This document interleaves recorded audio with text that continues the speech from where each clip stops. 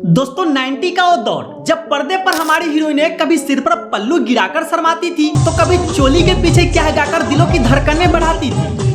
पर्दे के सामने तो ये अभिनेत्रियां बड़ी मासूम और संस्कारी बनती थी, लेकिन पर्दे के पीछे भाई साहब वैनिटी वैन और चार दीवारी के अंदर ऐसा खिलाड़ी खेल चलता था कि बड़े बड़े स्टार्स की शादियां टूट गई और कितने के दिए तक बुझ गए। 90 के इन 5 अभिनेत्रियों ने प्यार के नाम पर इतने पलक बदले हैं और इतने सीक्रेट खाते खोले हैं कि आज इनकी काली सच्चाई सुनकर आप दंग रह जाएंगे। तो प्लीज आप इस वीडियो को अंत तक देखिएगा, क्योंकि चोली के पीछे का राज तो पुराना है, लेकिन उस राज के चक्कर में किस किस ने अपना मीटर डाउन करवाया और किसका फ्यूज उड़ा, असली मजा तो इस काली सच्चाई में है। फिर चलिए देर न करते हुए वीडियो को अब शुरू करते हैं।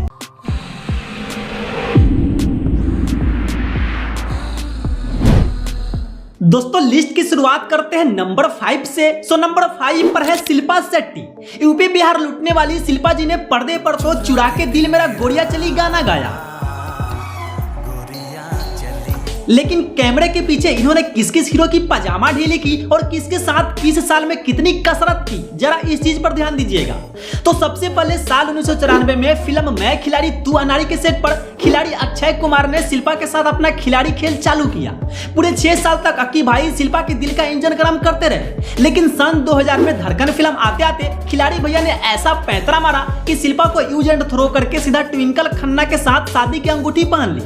अब भाई जैसे ही अक्षय कुमार ने धोखा दिया, मरहम लगाने पहुंचे हमारे कुंवारे भाईजान सलमान खान। औजार फिल्म के टाइम देर रात भाईजान शिल्पा के घर का चक्कर काटने लगे। अब रात भर भाईजान शिल्पा को जिम की ट्रेनिंग दे रहे थे या उनके साथ अंग्रेजियों का रियाज कर रहे थे, ये तो वही जाने, लेकिन ये चक्कर 2002 तक खूब गरमाया रहा। दोस्तों जब सलमान से बात नहीं बनी तो 2004 में शिल्पा का दिल आया 10 फिल्म के शादीशुदा डायरेक्टर अनुभव सिन्हा पर। शूटिंग के दौरान डायरेक्टर साहब की नजरें मॉनिटर पर कम और शिल्पा के कर्व पर ज्यादा टिकी रहती थी।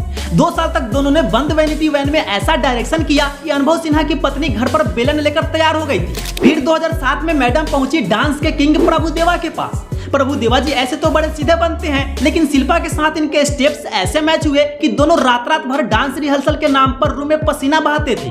लेकिन भाई जब शिल्पा के सारे बॉलीवुड स्टार्स के साथ के प्लग शॉर्ट सर्किट हो गए तो 2007 में एंट्री हुई लंदन के मालादार राज कुंद्रा की। राज भाई ने अपनी पहली पत्नी का पत्ता साफ किया और पैसों का लालच फेंका कि शिल्पा जी तुरंत पट गई और मंडप में भी बैठ गई।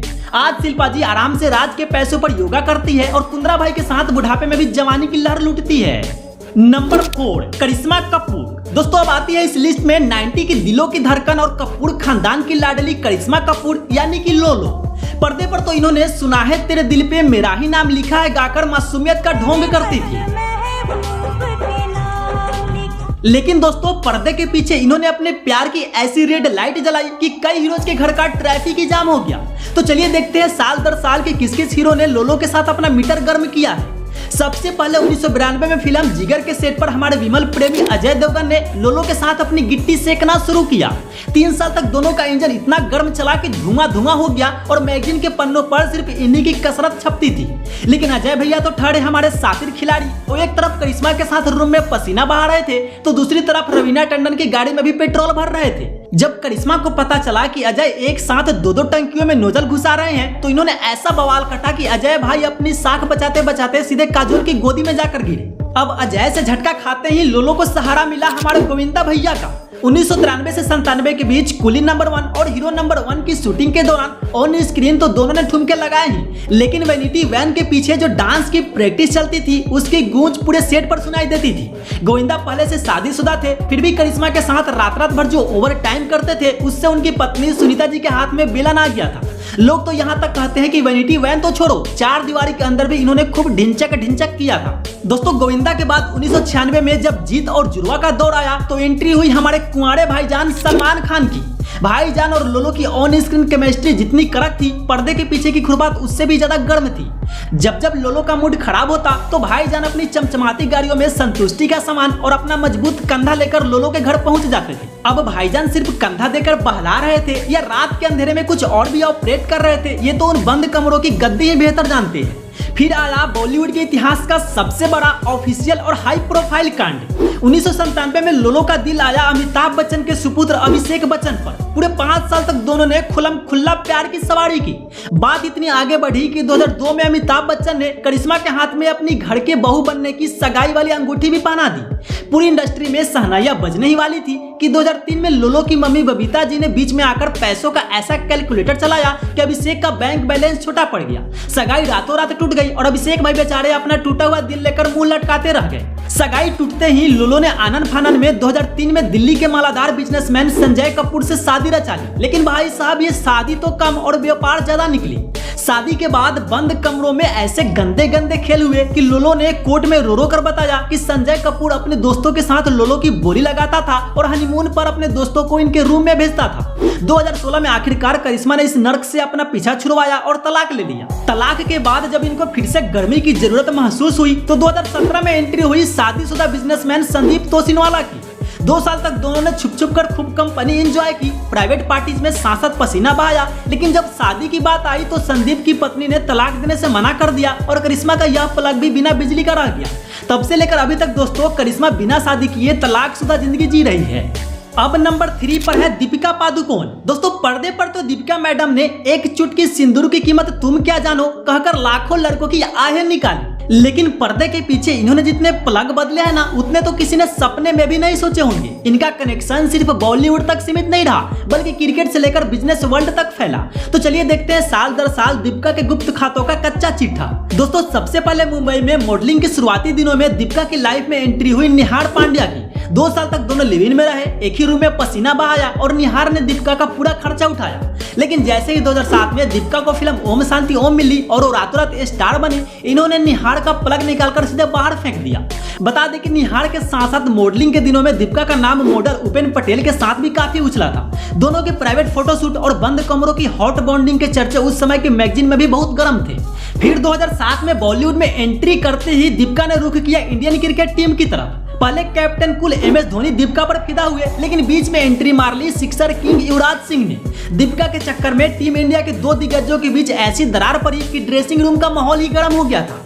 लेकिन जब क्रिकेटर से मन भरा तो 2008 में बचना है हसीनों के सेट पर एंट्री हुई कपूर खानदान के चिराग रणबीर कपूर की। दीपिका रणबीर कपूर के प्यार में इतनी अंधी हो गई थी कि अपनी गर्दन पर RK नाम का टैटू तक बनवा लिया। लेकिन रणबीर ठहरे पक्के खिलाड़ी। उन्होंने दीपिका के पीठ पीछे कैटरीना के साथ इंजन गर्म करना शुरू कर दिया और दीपिका को धोखा देकर चले गए। ब्रेकअप के दर्द से उबरने के लिए 2010 में फिल्म कार्तिक कॉलिंग कार्तिक के दौरान फरहान अख्तर के साथ दीपिका की नजदीकियां बढ़ी। उस वक्त फरहान शादीशुदा थे पर दोनों की स्पेशल केमिस्ट्री के चर्चे पूरे सेट पर उड़ रहे थे। फिर 2010 में ही दीपिका की लाइफ में आए शराबी कारोबारी विजय माल्या के बेटे सिद्धार्थ माल्या। IPL मैचों के दौरान VIP स्टैंड्स में सिद्धार्थ के साथ दीपिका का सरेआम फ्लाइंग किस देना और मैच जीतने के बाद लेट नाइट पार्टीज में जो कसरत चलती थी वो पूरी दुनिया ने देखी थी। लेकिन जब सिद्धार्थ माल्या से मन भरा और सारी जगह खेल खेल ली तो आखिरकार 2012 में रामलीला के सेट पर मिले हमारे एनर्जी किंग रणवीर सिंह। रणवीर ने दीपिका के इस लंबे इतिहास को खुशी खुशी अपनाया, सालों तक डेटिंग की और 2018 में इटली ले जाकर दीपिका के नाम का पक्का प्लग अपने पास सेट कर लिया। तब से लेकर अब तक कोई खबर तो सामने नहीं आया है। अगर आएगा भी तो आपका भाई है ना आपके लिए, इसलिए प्लीज चैनल को सब्सक्राइब कर लो। नंबर 2 प्रियंका चोपड़ा। दोस्तों पर्दे पर तो ये मैडम मुझसे शादी करोगी गाने पर डांस करके मासूम बनती थी, लेकिन पर्दे के पीछे इनके गुपचुप गुलछर्रों की कहानी ऐसी है कि जहां जहां इनके कदम पड़े वहां वहां की घरवालियों के बेलन उठ गए और कईयों की तो बनी बनाई गृहस्थी का फ्यूज उड़ गया। तो चलिए अब देखते हैं देसी गर्ल के इस लंबे गैस कनेक्शन का कच्चा चिट्ठा। सो बता दें कि मिस वर्ल्ड बनने से पहले जब प्रियंका मुंबई में थी तब इनकी लाइफ का पहला स्टार्टर बने मॉडल असीम मर्चेंट। असीम ने प्रियंका के लिए दिन रात एक किया, खर्चा उठाया और वैनिटी वैन के चक्कर तक काटे।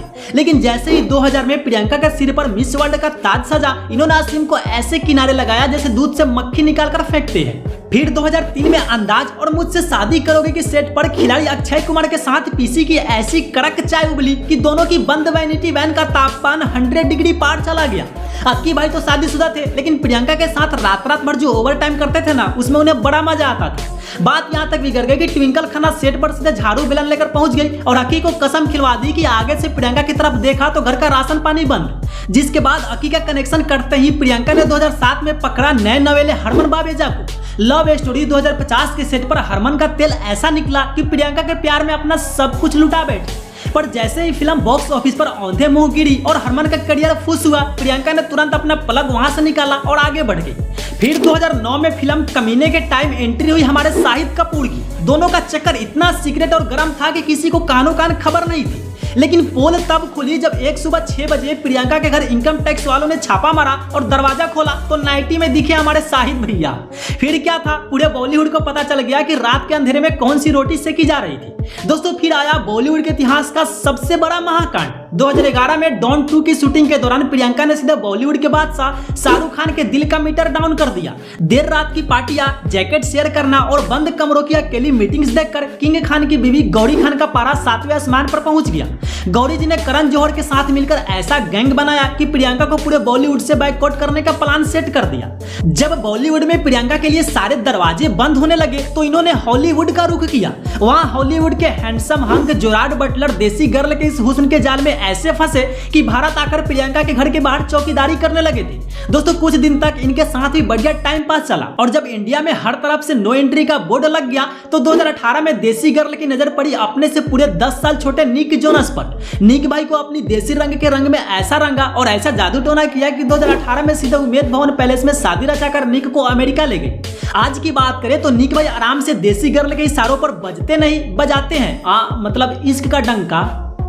दोस्तों अब नंबर 1 के सिंहासन पर बैठी है सुष्मिता सेन। सुष्मिता मैडम की काली सच्चाई ये है कि इन्होंने जिंदगी में कभी शादी तो नहीं की, लेकिन मर्दों की ऐसी लंबी कतार लगाई कि अगर सब एक साथ खड़े हो जाए तो एक नया क्रिकेट टीम बन जाए। इन्होंने किसी एक जगह अपना खूंटा नहीं गड़ा, बल्कि जब जहां चाहा वहां अपना कनेक्शन जोड़ा और जब मन भरा तो सीधे कनेक्शन तोड़ा। दोस्तों सबसे पहले साल 1996 में अपनी पहली फिल्म दस्तक के टाइम सुष्मिता की नजर पड़ी शादीशुदा डायरेक्टर विक्रम भट्ट पर।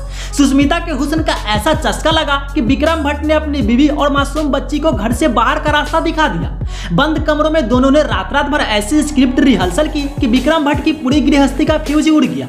अब जब डायरेक्टर का तेल खत्म हुआ तो मैडम ने सीधा हाथ मारा हॉटमेल के फाउंडर सबीर भाटिया पर। सबीर भाई सुष्मिता के रंग में ऐसे अंधे हुए कि सीधे 10.5 कैरेट की चमचमाती डायमंड रिंग तोहफे में दे दी।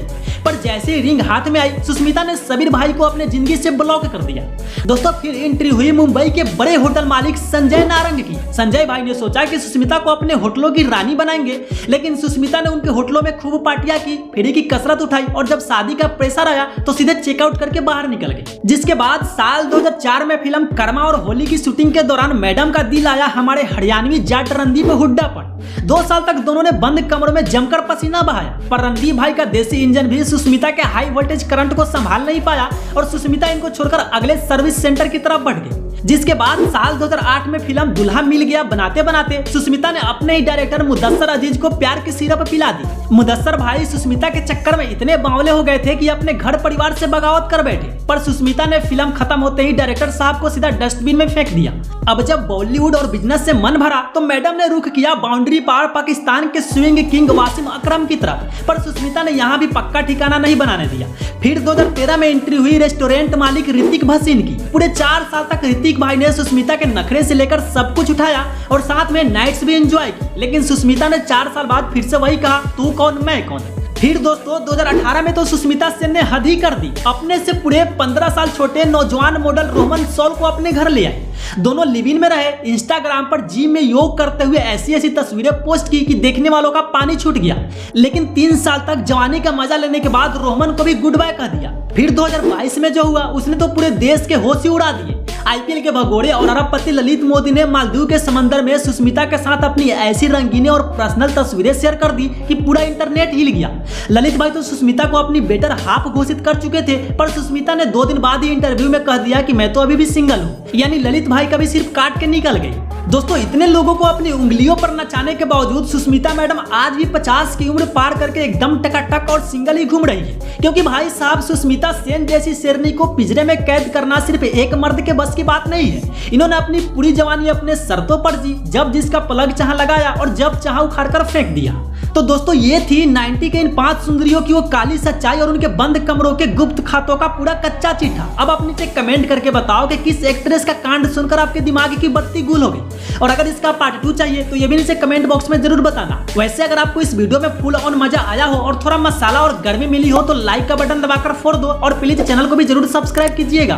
फिर मिलते हैं आपसे एक और नए वीडियो में, तब तक के लिए आप अपना ख्याल रखिए। Bye bye.